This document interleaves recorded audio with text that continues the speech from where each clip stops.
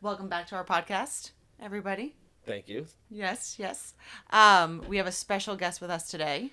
Mr. Jason Benson, doing his best Tim Dillon impression today with the sunglasses. Thank you very much. Jay is my oldest friend. As long as I've been with Puzzle, which is nearly 20 years, Jay and beats I me. Have been incredibly close friends for, I think, probably almost 23 or 24 years at this point, since our freshman year of high school in Point Pleasant, New Jersey. My realtor, my friend, my confidant, my co-worker for quite a bit of time. I always say my comedic collaborator. I think so. I think of myself as the other guy to the Seth Rogen. Was his name Jody or whatever? That's me. The I other have guy. no idea who the hell you're talking about. I think that's the guy who's like the Jody sad Hillman? one in like the end of the world one, right? Is that the one? Or who, like- Workaholics, the fourth guy who doesn't quite show up a lot. That's me. I'm in the Okay. background. Yeah. Well, Jay has been with us throughout our life. Again, not just in high school, but remained friends through college. He moved down to Austin. He's the reason why we live in Austin to begin with, because we had visited him when I was at Penn State for law school. We had visited a few times, and then when I graduated and realized I didn't want to be a lawyer, we were like, well, Austin was kind of cool, so maybe we'll just go down there. Jay's down there. It's safe. Like, there's somebody we know down there. We're good. Let's do it. And then he leased us our first apartment. He was the realtor on our first two property investments here in Austin. And he's been a major staple in our life for a very long time now. And we figured it was only appropriate that we have him on the podcast as our first official guest. Yeah. Yeah, I think for anyone who knows Jarred well enough, I'm always lurking around in some way. So it was only a matter of time that I'd be showing up here as well in the podcast. Lurking in the corner. And Jay and I, interestingly enough, like the first real podcast was probably just Jay and I doing our walks and talking. Again, even though we've been friends for literally like 23 or 24 years, we still talk. For a while, it was literally every day. Now it's probably every other day. But we're still talking like minimum 4 times a week. We go on our walks together, probably about an hour at a time, and we never run out of topics or anything to talk about. So it only made sense to have him on the podcast. And he had questions that he wanted to ask us because, and maybe next time we'll ask you questions. But Ooh. Plot twist. But I know that you prepared a number of questions for us, and we're ready to get after it. I should also say, and like I know this is not to like toot my own horn, but it is my birthday. Oh, yes. So this is my special birthday request, was to have Jay on the podcast to come on and I guess like have a conversation, and then after this we have a brunch and whole day party planned. So Day party. It's a party. Our Ides of March birthday special for Jerry. I'm excited for this. Ides of March is the 15th. We're close enough. It's St. Patty's Day. Yeah, it's St. Patty's Day. All right. So I guess with that, like, you're the normal host. I am the normal You host. are now like interviewer, I guess. So I'm gonna sit back and I'm just gonna let you two like take it away. Sit back and relax. Yeah, this will be a fun exercise, given that we did have a 2-hour conversation yesterday, and then we have the audacity to show up here today and try and do another hour. But I think this will be exciting. We talked a little bit about this beforehand and give everyone a little perspective.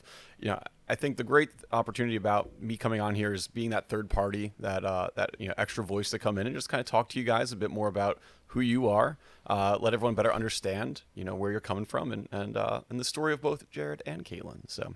Oh, right. Lovely. Right. Yeah, That's a our little story. preamble. So I'm going to just jump right in. I think a couple different areas we're going to touch on. Obviously, like your relationship, your overall history, not just with each other, but just in general backgrounds. And then a little bit about what you're working on today, kind of where your mindset, where your head's at today. And all, a lot of the things that you're always kind of kicking around and talking about on this podcast here.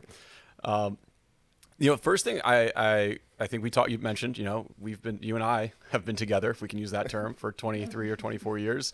You and Katelyn not too far behind.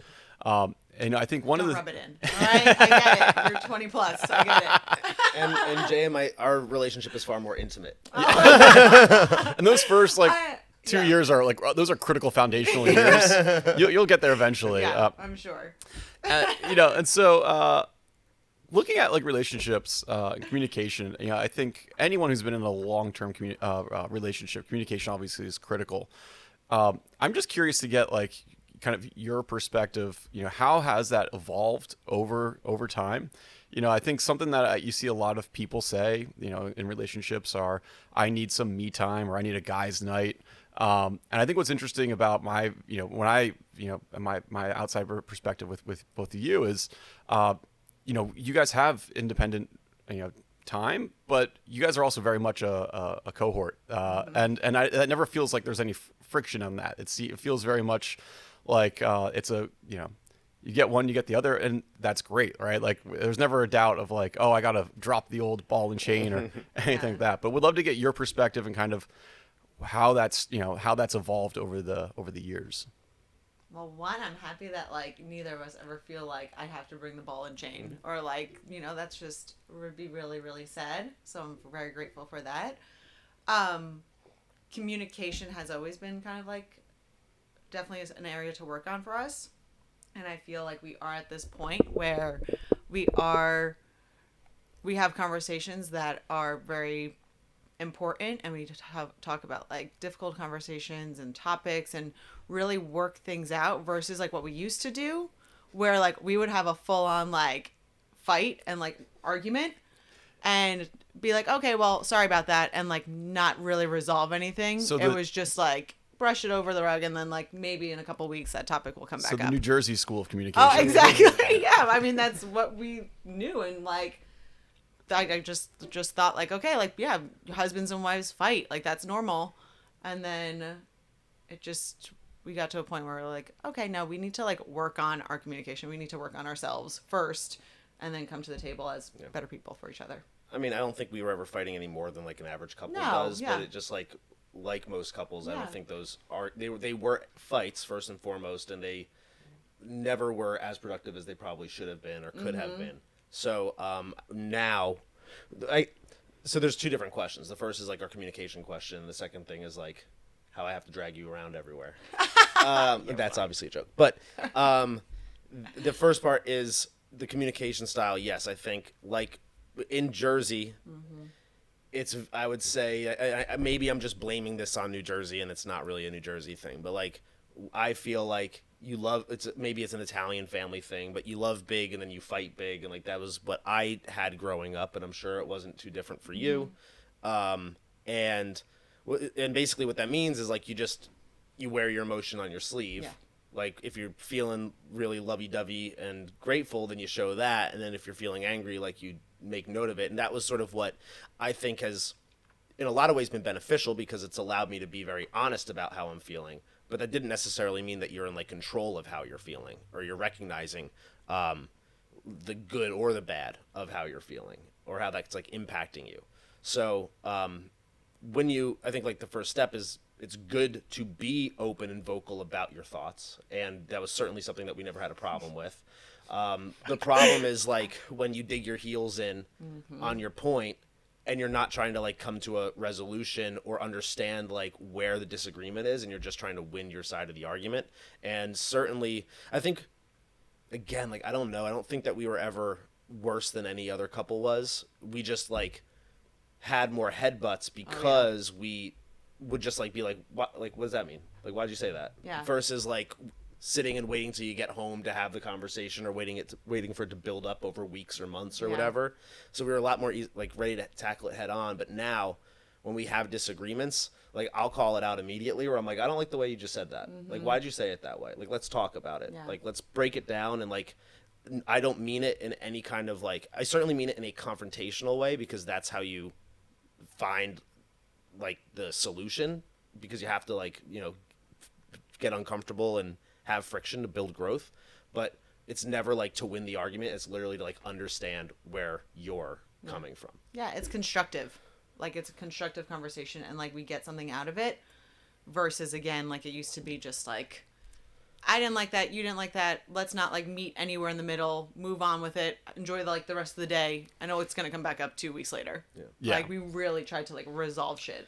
And like if there's ever that moment where you're thinking that we're gonna go to bed angry at each other, or if there's a moment where like, which we used to do. Yeah, for sure. Absolutely. Yeah.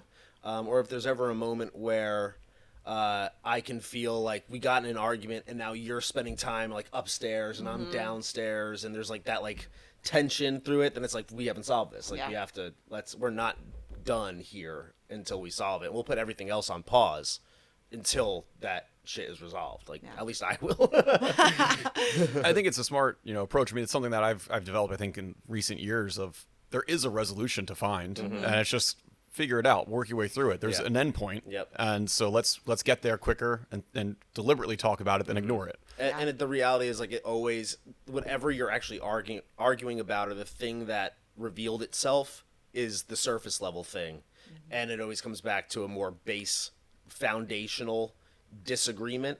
And that's why it actually takes time and it takes a lot of work and it takes conversation and being honest and vulnerable and getting uncomfortable is because like, it's not about the dishes in the sink or whatever it is. Like we don't argue about dishes in the sink, but like whatever, it's not about that thing. It's about what it means to you and why it's hurting you or why like you're flippant about it when maybe the other person isn't as flippant about it. It's like there's an underlying cause and it's about getting down to that. And what we found is that like anytime that we do have a disagreement, it really centers around like 2, maybe 3 like really core foundational things. And we have to like dig our way down, both of us, to understand like where the gap is.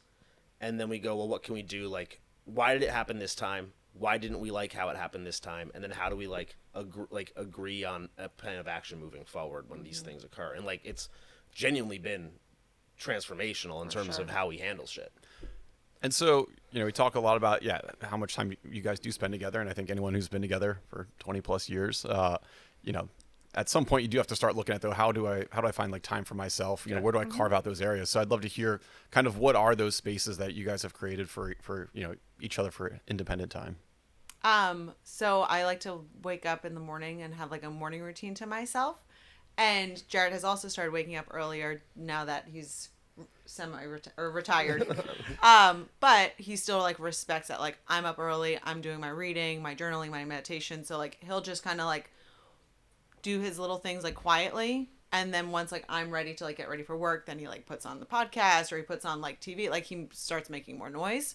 And then like I find my time to like go out. Like we now work out separately, so that's just again a personal time now. I used to love that for bonding, but doing walks by myself, going to like a coffee shop by myself, meeting up and doing stuff with like friends and girlfriends, and then like he's off doing his thing too. What about Poozle time? And Poozle time, yes. Let's all my journaling. Yeah. Yeah. Well, I would go into a little bit of detail about that because like that was something that we specifically like implemented as a way for you to get away from me. He's a lot to handle 24/7. Yeah, I know. He's like, let's talk. I'm like, I have nothing else to say, but if you want to talk, let's talk. You clearly have something to say. Well, Poozle time is like I take a journal and like once a week, usually we'll either get high, like take mushrooms or smoke or something like that, and go either like on a walk or go to a coffee shop or just go in the backyard and just like peace and quiet and just journal like deeper thoughts than just like my daily journaling and just more reflective. And then like sometimes I'll share it with him and then other times I don't. And like he doesn't take offense to that, which is nice. He's not like, what'd you write about today? It's like, not your business. That was going to be kind of my follow-up question there. How does that impact kind of when you come back together? I think that's huge. It creates, you got to create a little bit of that separation then to create some of the, the conversation or. Yeah. So, I mean, I have a lot more free time, or not free time. I have a lot more alone time than she does. We probably have the same amount of free time, I would say. But her time when she's working is, of course, spent in the office around a bunch of people, around her coworkers. So she's very rarely alone. And we realized after a while that, like, you basically, like, your time in the car is your only time alone. Yeah. When you're at home, I'm here. Then, like, you go to the gym, I guess, but, like, still not, like, really, like, alone time necessarily. So that's one of the reasons why, like, you established the morning routine and then you did, and the Poozle time as well. So you have your own time to reflect on stuff where you're not, like, rushing from one thing to another. And for me, I'm, like, thinking about stuff all day long, no matter what I'm doing. Like, I'm constantly, like, ruminating on, like, myself and the way I'm processing information and the way that I'm feeling about stuff. Like, that's maybe, like, a burden in some ways or, like, a curse, but, like, it certainly is something that I've done my entire adult life. I reflect on shit regularly. I have my walks that I do, of course, when I'm not walking with you or with her or with anybody else, because now like that's like become a thing of mine, is to go on walks with people. But when I'm walking by myself, which I make an effort to do at least 2 or 3 solo walks a week. That's a huge opportunity for me to reflect on stuff. But really, like, most of the day, if I'm not in meetings, I'm by myself. And by the time she's done at the work or at gym, like, I can't wait for her to be home. And that's, I guess, back to your other point, is yes, you obviously, like, there needs to be, like, a little bit of a break, because you do need your own time to reflect on things and kind of, like, make sure that you're good and your attention isn't pulled away from yourself, and that's making sure that, like, your energy and all of that is where it should be. But, like, I never feel like I need a reprieve from her, or that I need to get away from her, that I just need guy time, or what. I've never, like, sure. Yeah, we don't have a man cave, or like I don't even know what a woman's area is called. She shed. A she shed, right? I like genuinely love spending time with her. I love being around her. I like having my hands on her, or snuggling with her, or and just, you know, even like yesterday, it was a Saturday, and we had a lot of like chores to get done and things to do around the house, and like I was kind of handling my stuff and she was handling her stuff, but it didn't feel like we were like two ships passing in the night. It felt like we were like still present together. We were still interacting while we were doing our own things, and it's like truly lovely and beautiful. And then later in the night, we went on a walk downtown throughout all this, like walking through all the South by stuff that was going on, and talked for a couple hours between like our walk out. We stopped somewhere and hung out for a little bit. Then we walked back home, and we had like some really good chats and breakthroughs and really interesting stuff we talked about, like today, like this podcast here today. And it's all, like, to me, is just productive and loving and amazing. And it's because I don't try to create friction for her, and she doesn't try to create friction for me, or do anything to purposely create friction for me. And if that's the case, and I can be my true, honest, and vulnerable self with her, and she's being her true, honest, and vulnerable self with me, and all we're doing is working towards the same goal collaboratively, then, like, why would I not want to be around her? Like, I need her to achieve the things that I want to achieve. And, like, we're working well together. We're on the same page. We're driving in the same direction. It's like, I'm only better when she's around. Yeah. Here. No, and it's something, you know, I think in my own relationship, very similar, where I just like having that person around, and I also can't usually fathom that idea of like, I've got to get away. Yeah. And that's, you know, it's not universal. It's kind of interesting when you come across folks that have that setup. And it's For also sure. It's sad to me. It is. Like, it really is. Yeah. Like, I would also say that, like, it's not like I never have a guys' night. Yeah, like, for of sure. course Yeah. I do every once in a while, but I'll be honest, I'm like, most of the time I'm like, this is cool, but like, you know, I'm ready to go home to Poozle. I mean, the way I think about it is, you know, in your youth, you spend all of your teens and young adulthood, like, pining over the idea of having a, like, hot chick to come home to and, like, do things with. And now you have that, and, like, I can't imagine ever getting in a place where you're like, I want to get away from that for, you know, extended periods of time.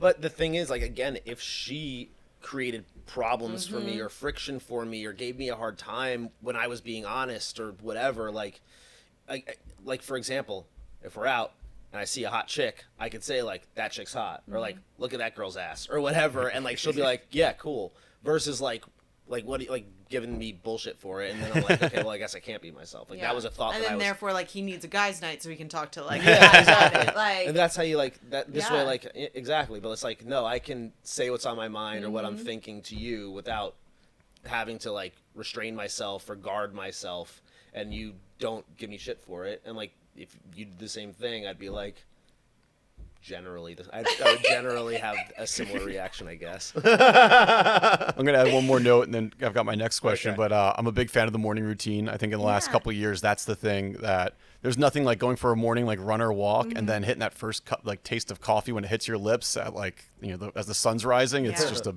beautiful moment. So it is, and it's just like quiet, and like, yeah, you're like waking up, like if you're waking up with, like, as the world is waking up, and like the sun is coming up and the birds are like all chirping now because it's springtime. I love it. So, you know, covered a lot of good stuff here. I'd love to hear though, like what do each of you, and if you have a distinct moment, it would be great. But if it's the same, I understand. But what would you say the most important milestone in your relationship has been? Oof. Where's like an area you guys just really crossed a major bridge or? I have an answer, but I'll let you go first. I don't. Well, if you have an answer, maybe I can like think off of it. I think so. There's tons of milestones, and there's tons of like things where like we really like figured shit out together, or where like we had a big like blow up that then like became a resolution in the long run. But if there's one thing that I think has really made the biggest difference for us in a truly positive, impactful, important way, it's when COVID hit and the gym closed. And I wasn't able to go to the gym anymore. And I remember waking up to that email that said, Lifetime is closed, like, basically indefinitely because of the pandemic. And I was like, oh, man, what am I going to do? Like, I don't have an alternative here. Like, I don't want to just run, every day. Like, I want to lift weights. So I immediately went to Academy Sports. I got the last set of weights that they had. It was actually, like, their display set that they had there because everybody was, like, buying up home gym equipment. Brought it back home, and that's even though we would work out together, or not. I shouldn't say work out together. We went to the same gym, and we would often be there at the same times. I would be lifting weights. She would be doing cardio or her classes. She didn't really love the thought of lifting weights quite as much. Mm-hmm. Yeah, I just was like a class whore. I would do all the classes and run. The regular girl workout, yoga, and that kind of stuff. But obviously, like once COVID hit and we had the weights in the garage port at our Holly house, we were like, we decided to start working out together. So now, even though I was for the first time home all day, working from home, now she would come home. I'd be looking forward to her getting home, and then we would work out together in the driveway. And that was the first time we really spent any significant amount of time working out together, aside from like a workout here or there. And I genuinely believe that the idea of like, first off, the anticipation of like her coming home, knowing that we're going to do it together was kind of fun. Then there was the fact that like I put together some really difficult workouts that we would do, and like it was a significant challenge. We would fight through it together. We would overcome it together. We would encourage each other. We would coach each other, which helps with communication. People, maybe you get frustrated or you're, have that your inner bitch come out before the workout, and the other one has to go like, come on, we got this, or whatever. When it was freezing cold or 100+ degrees and like having to like run like thunderstorms. Oh my gosh. Yeah, we have did. times we were caught in thunderstorms. We'd have to like hide under a building until it passed. We worked out in extreme heat. We worked out in extreme cold. We worked out in extreme weather, extreme thunderstorms, and doing that together for about a year. We actually, the gym opened, and we were loving our driveway workouts because we were doing them in the driveway. We loved those workouts so much that we just kept doing them. And then once the gym opened, we decided, well, now we have to continue this and work out together regularly at the gym as well. And that was, I think, the most impactful change that we made in our relationship. Where like things, even though like they were like things were always good.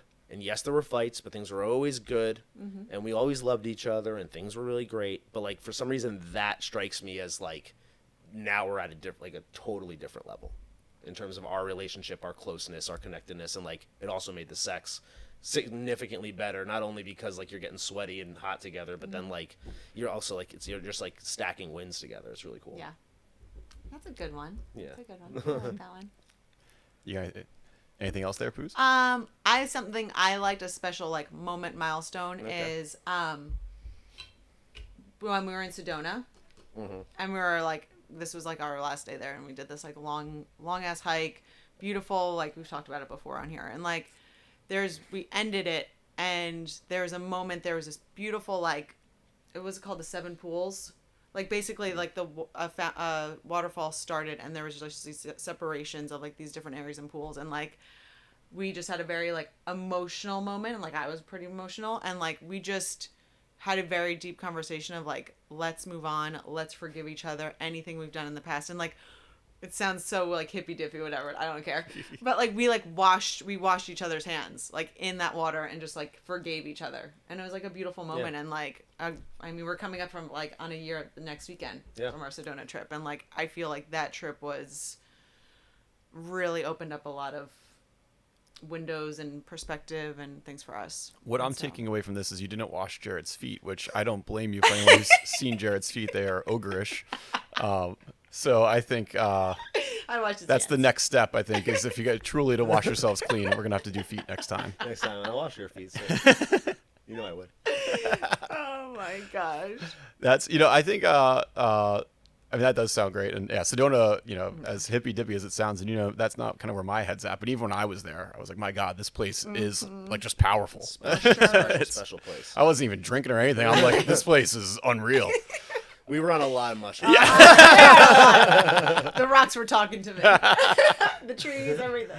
I think interesting on Jarrett's take there. I think if COVID didn't radicalize you in one way or another, I don't think you either need to reevaluate a lot of your life, or you just didn't approach it the right way. And there's obviously that it's a theme that's popped up with you, I think, in a lot of the things you've talked about. Yeah. But I think it's a lot for a lot of people. There was a major shift in your life, and you've learned to reprioritize things. I know myself personally, and for those who didn't properly take stock in that, they're right now they're the ones who are like, let's just get back to normal. Let's do what we were doing. Why? When we had like major breakthroughs throughout that period. For me, it was like focus on like the me time, like my family, having my family around every day. Like that was incredible. I thought I couldn't fathom a world where I'm leaving my wife and son for 40, 50 hours a week for the rest of, his childhood and for, the better part of our marriage. Like that's insane. Why would I do that? I've said 1,000 times like that COVID had a major impact on my entire outlook on things. I don't even know if it had a major impact on my outlook, but because I think it just reinforced my outlook in a way where it's like, well, I need to start like behaving in accordance with that outlook. Yeah, it gave you that Yeah. that spark to like, Yeah. I just got to start doing this. Yeah, for sure. Bleach your hair. Exactly, that was the first thing I Had So- glue in it. All sorts of things. What about looking at yourself? What would you say, folks that are coming up to you or you're interacting with? You guys are out and about quite a bit, meeting new folks. What's the biggest misconception you would think people have about you?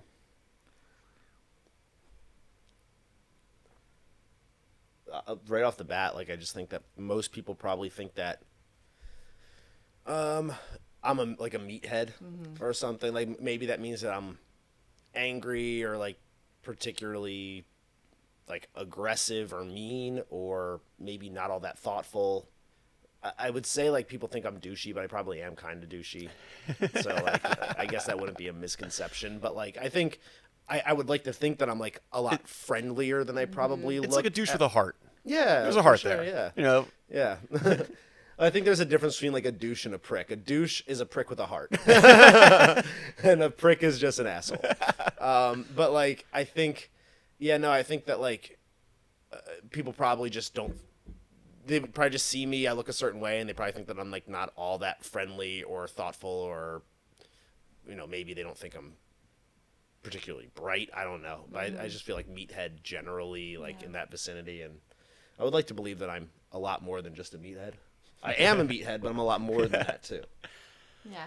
And I would say I think that's a pretty good, I think for folks that we know even together mutually, but don't interact with you as much. They're like, he just seems very, standoffish and maybe like tough to engage with. And I think that's what's funny about you is I think you're actually probably the most easy person to engage with.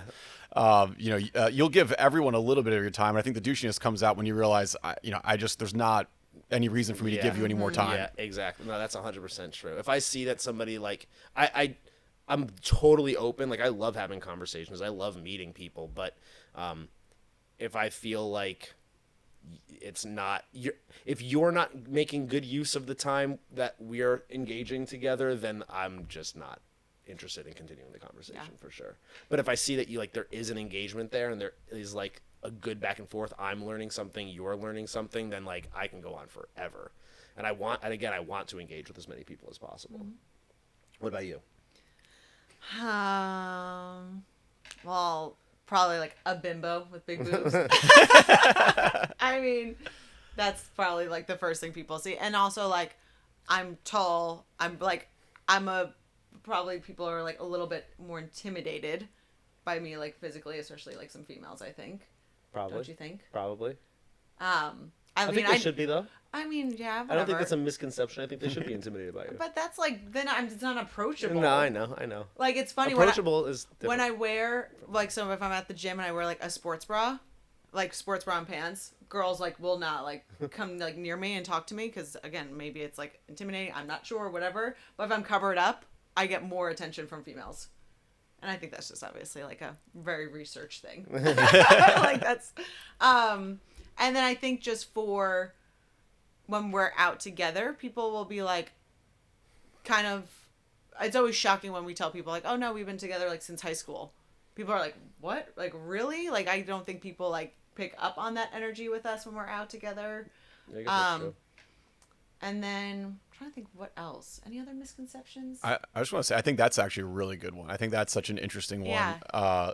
That there's no way these two, just met in school. Yeah, people are like, you guys are like your high school sweethearts, and they're like, and then it's like you quickly see like the people's eye, like you can almost see into their brains being like, oh, high school sweethearts, like that's kind of like odd, bizarre, like weird stigma to it. And then like we talk to them, and they're like, oh wow, no, like you guys are like totally normal, independent people. Yeah, like high school sweethearts, they got to be weirdos in some way. Like, what's wrong with these two? Well, we are weirdos. That's okay though. Maybe. We are weirdos for sure. But, like, that doesn't mean it's, like, bad. I mean, I guess. I don't think I'm a weirdo. I'm thinking more like high school sweethearts clearly couldn't engage with society more widely, so they've circled the wagons on each other. Yeah, exactly. And, like, that's not the situation. I think we said in the previous episode maybe that, like, a lot of times high school sweethearts mean, like, you settled. Yes. Yeah. Versus like you found somebody that like is actually great for you. Well, I think that not just settling, but you guys came together and continued to build. Yeah. Right? Yeah, exactly. It's not like you were the varsity starting quarterback, jock with straight A's. I mean, you weren't like a bad kid or anything, but it wasn't like these are two obvious like stereotypical like hyper awesome humans. It was like you guys were two average kids who come together and built a great life together. Word. Well, yeah. That's true. Speaking of building, changing and building great lives, I'd love to hear you guys. You've evolved a lot over the years. What would you say like the worst habit that you've broken is? I think two things. One, I stopped watching like trash TV and like reality TV shows. I used to just be like mindlessly like put that on. If I was doing all my cardio, I was like always just have that like Bravo TV app or whatever it was. And like getting out of like watching that garbage is like very, very helpful for my brain because like it just is like you just become like enwrapped in like this world of like people that like why worry about what they're doing? Like who cares about what Teresa Giudice is doing up in Jersey? Even though I love her. But yeah, I would say that. And then I had a bad habit because we were able to that like once a month I would get on, go to online shopping or go to the store and just buy things just because I was like, oh, I need like a new outfit. Like, no, I don't necessarily need like those things.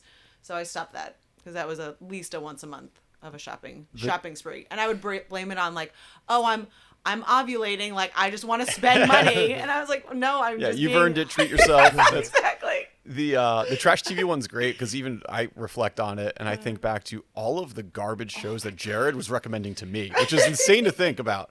Like Love is Blind, you got me on that. For sure. Most of the Netflix trash TV, Jarred was like a purveyor of as of just like 4 years ago. With that being said, you would tell me about like Repo Men and like shows like that. So we were both on different trash TV. Oh yeah, I'm still on the trash TV. I'm just thinking how hilarious it is to think that like you were the one who's like, you got to check out like all of Netflix's staple of garbage television. What's the Too Hot to Handle? Too Hot to Handle. Yeah. Yeah. I think. Oh man.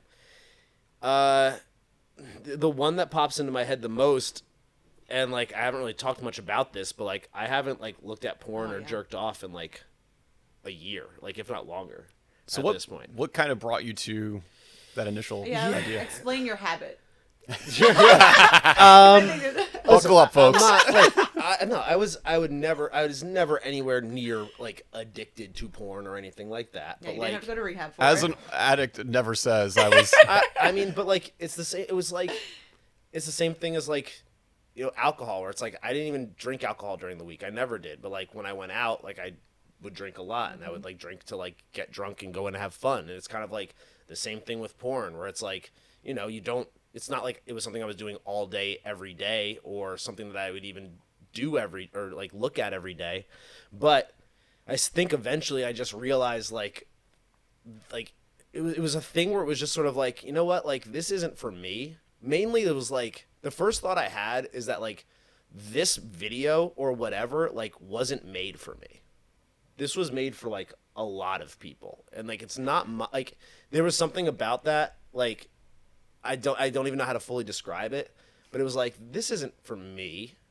Like this chick or whatever isn't doing this like for Jarred. She's doing it for like the world, I guess. At least you realize that, because there are sadly people who think it's Well, no, for yeah, them. if you tip her enough, it's for you.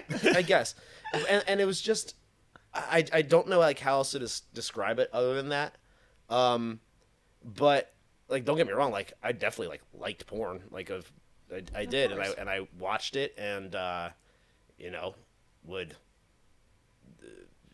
enjoy it the way that like anybody else would enjoy it, and like luckily it never got like again like out of hand. It was never like watching anything that I like am like necessarily like embarrassed about or shameful of. Thankfully, because that would like hurt. But I just decided like this isn't for me, and I think it was just ultimately like an energy leak, and I realized That's not all that was leaking. and I realized like just like with like Instagram now, like I'm starting to like feel the same way in like a certain way, where it's like every time like you're bored or you have nothing, like there's anytime you can give yourself the excuse to, it's just like your attention goes there. And there's a lot of other things you could be doing in that time, and I'm personally a very horny person. I am. Like, that's not something that I'm, like, again, ashamed of or embarrassed by. I am. And that sexual energy is creative energy, and it's driving energy. And I've just decided to what's called sexual transmutation, where you take that sexual energy, and any time that you're feeling horny, you just, like, put it into, like, your work and, like, your own personal growth and making yourself better. And, like, when you do that, it's like a whirlwind of productivity and a whirlwind of growth, because that energy again isn't being leaked to like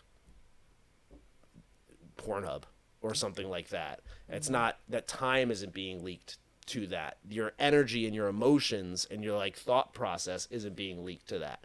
So yeah, I haven't watched porn in over a year. I literally haven't even like jerked off like without you in a room in over a year, probably just about. And like I feel like that's been like a pretty incredible transformation for me. For sure.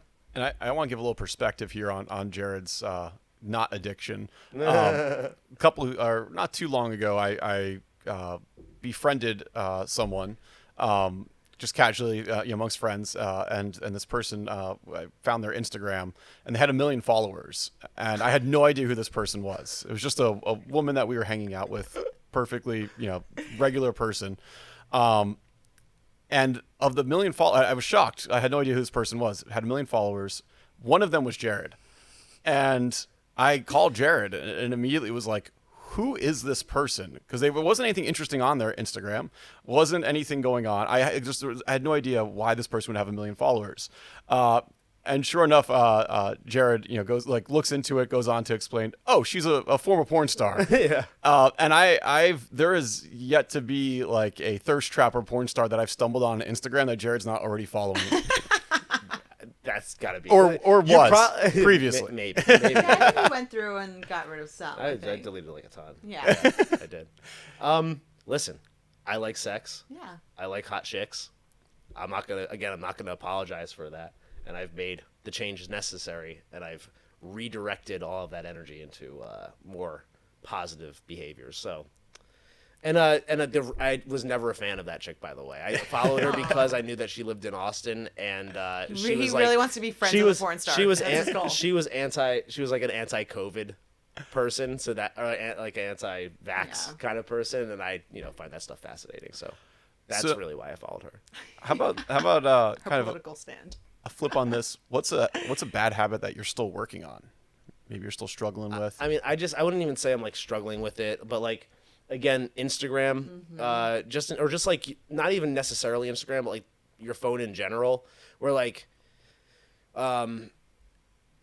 if I'm in the like not necessarily if I'm in the middle of something. That's the thing I'm like very good at now is like if I'm in the middle of working or if I'm on a walk and I hear like my phone going off or whatever, like I'm not in the past. As soon as you hear the notification, like you want to pull it up and look at it, and now I just like I let it go. But like the question is when you're not necessarily in the middle of something or when you are taking a break from something and like immediately I'm like, well, I guess it's time to check my phone or I guess it's time to check Instagram. That's something that I think for the last several months I've just been a lot more cognizant of, and I'm a lot better about like that's not my default. Like I'm bored, I'm gonna go check Instagram or something. It's like I feel it. I kind of almost like feel myself reaching for it. I just like go, no, you can wait another 15 minutes probably or whatever. So I just made like a more like honest effort to just be like, why am I reaching for that right now? Like there's nothing on there that's like waiting for me. Is kind of the way I've thought about it. How about you, Poos? I would say because the first thing I would do was wake up, like roll over, grab my phone, and open Instagram. And so I made it like part of like a morning thing. Like I open my phone to see if there's any messages for like text messages, and then like my meditation app is on there. And then like I do my morning routine, and then I'll like go. It's not like the first thing I need to see. I'm really trying to break from it. I mean, the phone's a powerful thing, right? It's tough. For It's like one of the best tools you have, but then it also is gonna suck you in and drain that energy as well. And like especially now when I have a lot of clients that I'm dealing with and it's all on the same phone and on the same phone number, it's like balancing like the work stuff. Like how do you not be checking your phone all the time but also like be servicing your clients effectively and being as on top of things as possible? And I think that's probably something where I'm still finding the balance, where it's like, what do I wait till the end of the day to respond to versus what do I just like Would you ever consider getting a second phone just probably, to have clients? Yeah, I think so. I think that's probably what I'll end up having to do. Yeah. There's no world where Jarred doesn't end up with a burner. That's certainly right. Exactly. That's a dream of his, is to have a burner available at his beck and call. Just for the style points. Speaking of phone number, just a quick little aside, just got me thinking. Jarred's phone number is one of only two that I could tell someone off the top of my head. Which again goes back to, first off, we've had the same phone numbers for 20 plus years, so that helps. Exactly. But kind of crazy to think. I think I know yours. Mine's the same number like 4 times, so you got no excuses to miss mine. You'd get there eventually, I'm sure. I know I have a general sense of it. I know yours off the top of my head. Yeah, yours and my wife's. That's the only two. Like my mom, my brothers. If I lose my address, my contact book, they're gone. They're lost in my life. I could call you and Meg. I would when we're done here, when we turn off the camera, I'll see if. Thanks for not doxing me on my first appearance on the podcast. This is great. So, taking a look, I guess one more thing. We're touching on a lot of different habits, different beliefs, ideas. I'd love to hear between the two of you, what's one thing that you both think you won't ever agree on? What is maybe like a foundational thing that you're still, you've agreed to disagree, or just have a... Damn. Man, it could be the garage door. Yeah, the garage door. Yeah, that's a good one. Ooh, that's let's the only hear it. thing I can think of that I'm like, why? So I have so if you're familiar with like New York in the 90s, there was a sociological concept called broken windows theory. And this came to popularity in the 90s because it was like popularized basically by like Rudy Giuliani's mayoral administration in New York City, whereby the idea was if there are if you see broken windows in a particular neighborhood, then all of a sudden people start to devalue that neighborhood, and therefore they're going to see more broken windows, more graffiti, more crime, et cetera, et cetera. So what they would do is like they would go in and they would clean up a neighborhood and make sure that there were no broken windows or graffiti. This way, people would decide to uphold that and maintain a higher level of quality in the neighborhood. And I have a theory that I call open garage theory, which is basically the opposite of that, which is that rather than seeing a broken window and seeing, okay, this must be a bad neighborhood, if you see open garages in the neighborhood, then it must be a good neighborhood. So I purposely keep my garage open so that people know, like, this is a safe neighborhood. That guy's willing to keep his garage door open. And That's a bold, Very bold. move. I don't give a shit. And that's my theory, and I'm sticking to it. And At least we have. I haven't had anybody guns in the show house. up and Are you locking the with it, yeah. door to the garage, or you're No, just not kind of always. open invitation? not always. Yeah. No, like if I'm gone from the house, I'm not. Yeah, keeping it's not. The garage Yeah, it's not door open. The- So he's in the house. The dogs are. Or like, sometimes if Joey's- I go for a walk, I'll keep the garage door open if I go for a You walk. can't do that. See, like that's where it's like it drives me crazy. So you found a good one. She definitely that was a good one. I know. I found a good. Yeah, I know. And that's what I'm saying. Yeah. I first off, I'll say I think the open garage theory is actually a fantastic theory. I think about that in my own neighborhood. I'm like, oh, the garage door is Yeah, wide but open. you're like in dripping. Well, that's streets what in I'm the saying, neighborhood, like, you're I know- not in, like the east side. yeah, I know I'm in a good No, no, neighborhood. But I All do the see homeless people know not to test me in my neighborhood. That's true. He does kick them off the block. he's the king of the East. I do. I keep Yeah. them off my block. I do. Yeah, Sorry. he does. Cleaning the streets. Sorry. It's like I'm You gonna have- come at you with a bat. Not you if they're don't ruin my walking, neighborhood. but if they're sleeping and they have filth around them and they're on my block, I tell them you can't be here. This is my block. Sorry. Yeah, he does do that. That's how warlords start. Okay. So yeah, no, that's definitely one that's probably one of the only ones that we Yeah. disagree with. She's also really big on like, and I've gotten a lot better about it, but locking the back door. You always get upset with me when I don't lock Just the back especially if I'm coming home like at a certain time or like in the evening, like and he's out and it's not.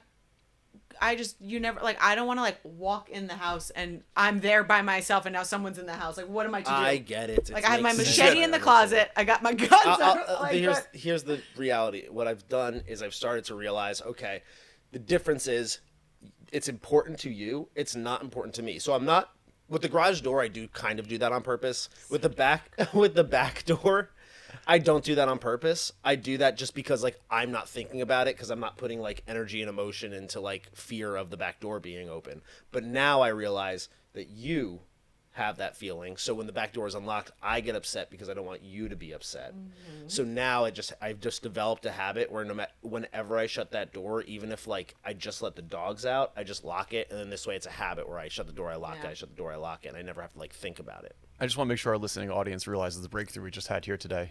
That's we're gonna get the back door locked. No, I have been really good about it. but we're gonna keep the garage, Garage, fucking yeah. door open. Listen, That's where. that's a good. Yeah. That's good compromise. Bro. Exactly. Oh, I just.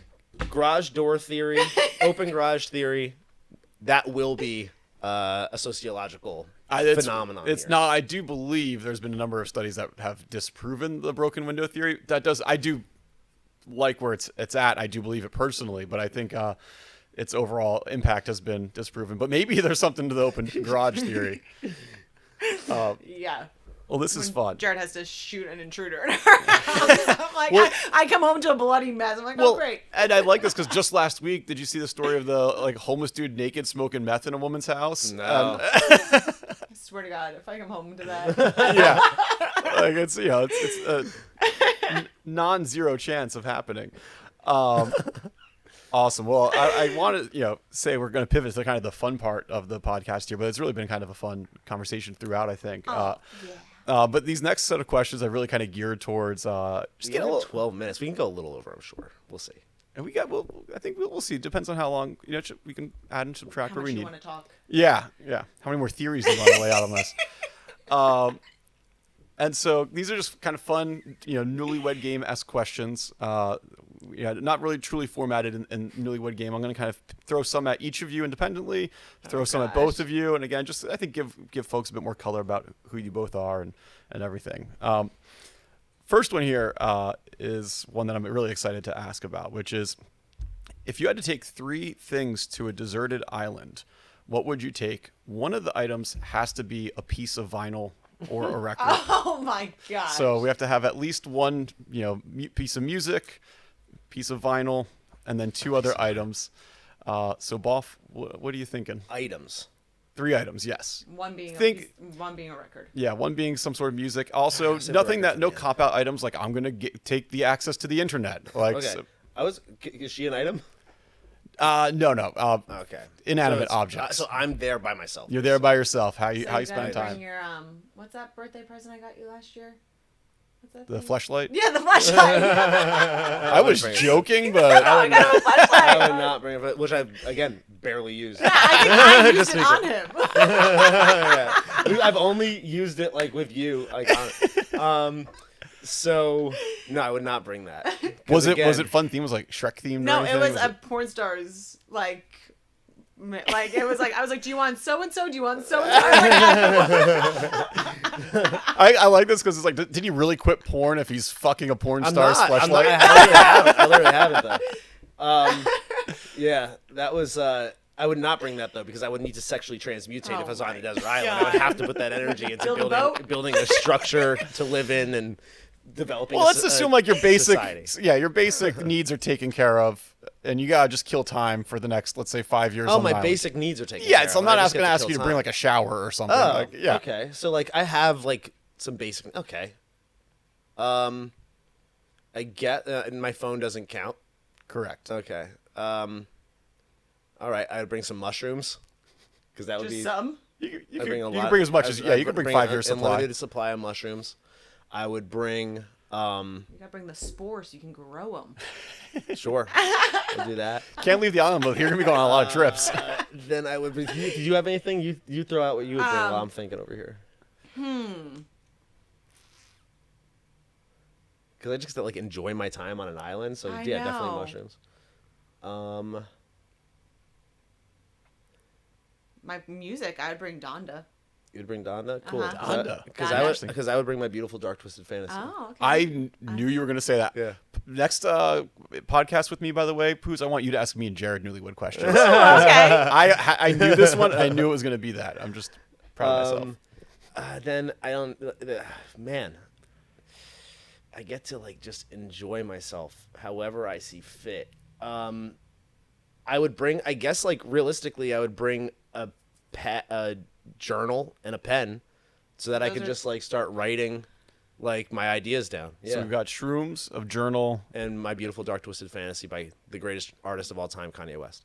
There we go. So Poos, mine was going to be journal and a pen, but then I was like, well, those are 2 separate items. I'll count it. There's some packages where they come packaged together. Yeah, Sure. I'd bring like the loose leaf paper, the like 1,000 pieces of paper in like the package, so that I have enough paper. Send out some messages in a bottle. Exactly. So you have to bring a bottle then. Oh my gosh, no. I'd find one. And what other item would I bring?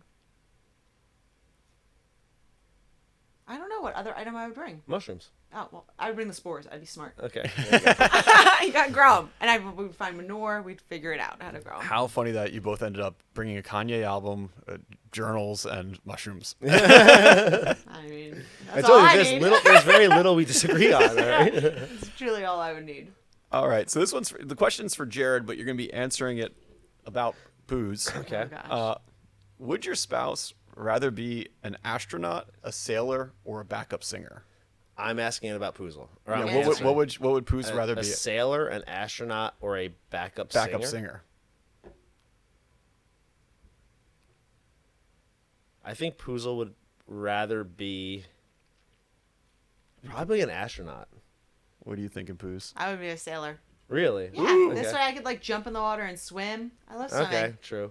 Yeah, I would sail. I liked this question because of how zany all of the jobs were, Yeah. and they all have kind of cool pros, but a lot of really bad cons. Like, Yeah. Yeah, I would not want to be like out in space. That would like kind of freak me out. I think I'd be like, Yeah. I don't know why I even said that. I wasn't getting huge like Poozle vibes from any of those. If I'm being real. no, that's why. I think if we flipped it around, I think Jarred would be astronaut if I were to guess. I'd be backup singer. You think? No, he's not gonna back I up can't anyone. be a Yeah, backup that was the singer. only one I never could be a rule out. Backup singer. Jared can't swim. If he falls in the ocean, I he'd guess- be dead as a sailor.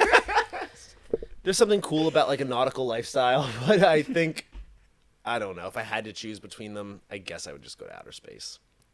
I guess I would, yeah, sure. If I have to. All right, this was for both of you. If you won the lottery, what's the first thing you'd buy together? Ooh, together. I know. A gym.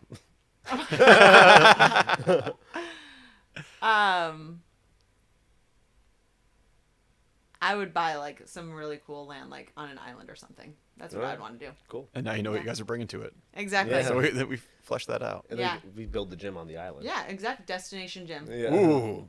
I feel like there's something there. Yeah, I think so. I mean, look at that like gym that's in like Tulum that like everyone goes to. Yeah. That's like a. It's like barely a real gym. Yeah. Yeah, I would. Right now, gym is on my mind, so I'm going with gym. Island's on my mind. I want a big old island for myself. Just filled with dogs. Dog Island. All right. I think my last one here is going to be directed towards Poos. You're going to answer this about Jarred, but which do you think Jarred would choose, the power of flight or the power of time travel? Time travel. 100%. Yeah, it kind of felt like time travel was a little stacked there. Yeah. The only thing is time travel, like, I guess you can take advantage of time, but flight, you can take advantage of, like, present. Why are you trying to escape the present, I guess is the question. Well, it's just like you could, if you can time travel, then you just like, you basically already have the answers to everything. Mm-hmm. Like, even if you could time travel just like mentally to other places, then you would like be able to know exactly what's happening at all times. Like, basically you would just be able to like shift quantum fields in real time, which I think we can already do. You would just have like a better sense of what exactly is happening and what has happened and what will happen. So that would be like really valuable. Whereas flight, it's like, well, maybe now with everything that's happening with Boeing, I might just go with What is happening? Yeah, we'll save it for after the Oh podcast. God. Okay. Yeah, although that should be a ongoing segment. Me and Jarred do this when we talk. It's Jay Explains the News, where... If there's something going on, I'm like, Jarred, you got to call Jay. I need to know what is happening. I called Jay this week. I was like, what's going on with Kate Middleton? I keep hearing things about Kate Middleton being gone or missing or and something. then he told me this last night. He's like, well, this is what Jay's telling me. I'm like, well, it's a good source. It's a good source. But it's great. You're still always a little skeptical. Like, this is still through Jay's lens, so we don't know for sure. I literally said, she was like, what surgery did she get? I was like, I don't know. That was a detail that Jay threw out. That was Jay's retelling of the Kate Middleton saga. Well, I think we're at about time here. Yeah. And so I want to thank you guys for inviting me on. Thanks for coming for on. coming and preparing such incredible questions. Those were fun. Yeah. Those were fun. They really made me think. Like, those were good ones. Mm-hmm. I was a little lost on a few of them. Keep you on your toes. You know, Yeah. I think you guys have a lot of fun stuff to talk about, a lot of fun things to say, and I enjoy listening and obviously talking to you plenty. For those of you who want to come see and hear a bit more from me, I'll be at the Ha Ha Hut this upcoming Friday. Yeah, plugs. Yeah, and catch me on this podcast occasionally. Hideout Theater Level 2 improv class, maybe Someday. coming this fall. Yeah, maybe. possibly. Stay tuned. So join the Hideout Theater Level 2 improv class up at the in the dead rat infested office park, right next to the Aikidos. Right next to the Aikidos. Adjacent to the Goodwill and in an office park. Well, again, thank you so much. Thanks, Jay. Great job, baby. You too. All right, hands in. Go team. All right.